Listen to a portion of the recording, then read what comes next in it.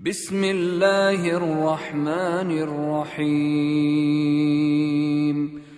وما محمد إلا رسول قد خلت من قبله الرسل أفإن مات أو قتل انقلبتم على أعقابكم ومن ينقلب على عقبيه فلن يضر الله شيئا وسيجزي الله الشاكرين. وما كان لنفس أن تموت إلا بإذن الله كتابا مؤجلا ومن يرد ثواب الدنيا نؤته منها ومن يرد ثواب الآخرة نؤته منها وسنجزي الشاكرين. وكأي من نبي قاتل معه ربيون كثير فما وهنوا لما أصابهم في سبيل الله وما ضعفوا وما استكانوا والله يحب الصابرين. وما كان قولهم إلا أن قالوا ربنا اغفر لنا ذنوبنا وإسرافنا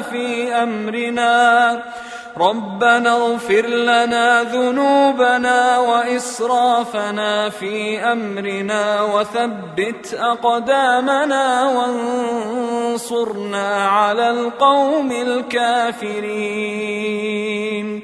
فآتاهم الله ثواب الدنيا وحسن ثواب الآخرة والله يحب المحسنين. يا أيها الذين آمنوا إن تطيعوا الذين كفروا يردوكم على أعقابكم فتنقلبوا خاسرين.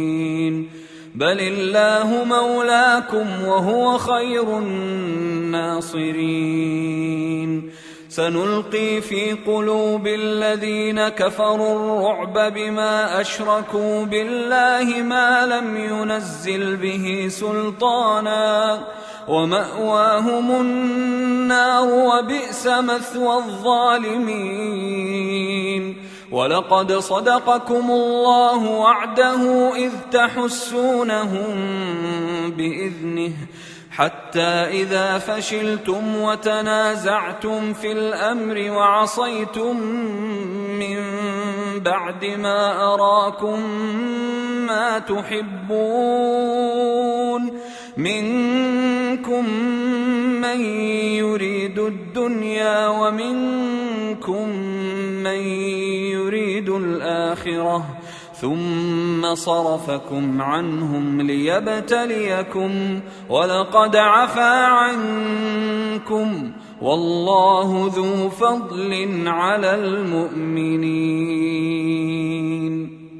إذ تصعدون ولا تلوون على أحد والرسول يدعوكم في أخراكم فأثابكم غما بغم لكي لا تحزنوا على ما فاتكم ولا ما أصابكم والله خبير بما تعملون. ثم أنزل عليكم من بعد الغم أمنة نعاسا يغشى طائفة منكم وطائفة قد أهمتهم أنفسهم يظنون بالله غير الحق ظن الجاهلية يقولون هل لنا من الأمر من شيء قل إن الأمر كله لله يخفون في أنفسهم ما لا يبدون لك يقولون لو كان لنا من الأمر شيء ما قتلنا هاهنا قل لو كنتم في بيوتكم لبرز الذين كتب عليهم القتل إلى مضاجعهم وليبتلي الله ما في صدوركم وليمحص ما في قلوبكم